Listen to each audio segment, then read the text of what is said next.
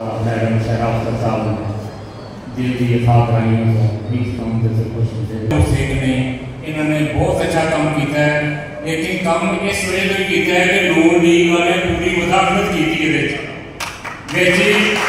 Madam Khaira साहब ने, शेख सरदार साहब ने, तमाम वर्करां ने इस सफाई मुहिम में बहुत जदोजहद की है।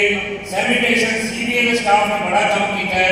इन्होंने मेरे एपका के वो दौरान निगरान भी दिन रात मेहनत की है तो साढ़े अफसाबाद शहर खूबसूरत किया है।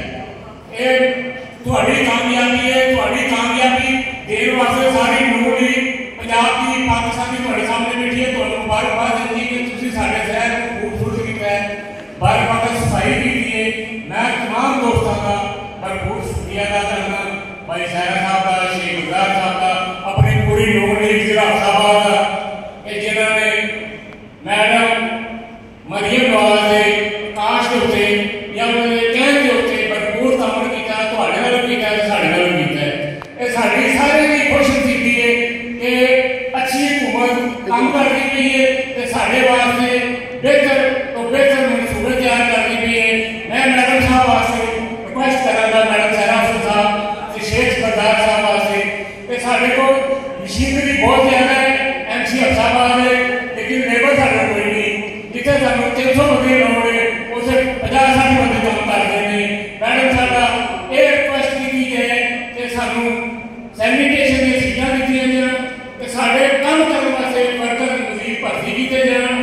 जेडे कि 100 बंदा भर्ती करते महीने एज ए कंडक्ट और 3 महीने बाद खत्म कर देते हैं, फिर 6 महीने की मजदूरी आते लग जाती है। वो गरीब वर्कर भी गरीब हो जाते हैं, वो काम भी नहीं कर सकते, तमाम उन्होंने बंद हो जाती है। इस करके सानू ये भी परेशानी का मसला है।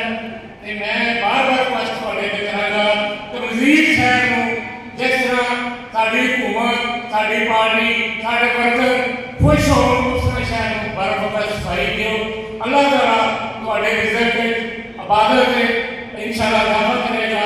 शहर की खूबसूरती साड़ी खूबसूरती है, ये नून लीग की जीते सारे बंदियां की जीते, सारे वर्करों की जीते, ये थोड़ी जीते हैं साड़ी सारे की जीते, ठीक है, पूरे शहर की जीते, पूरी नून लीग की जीते।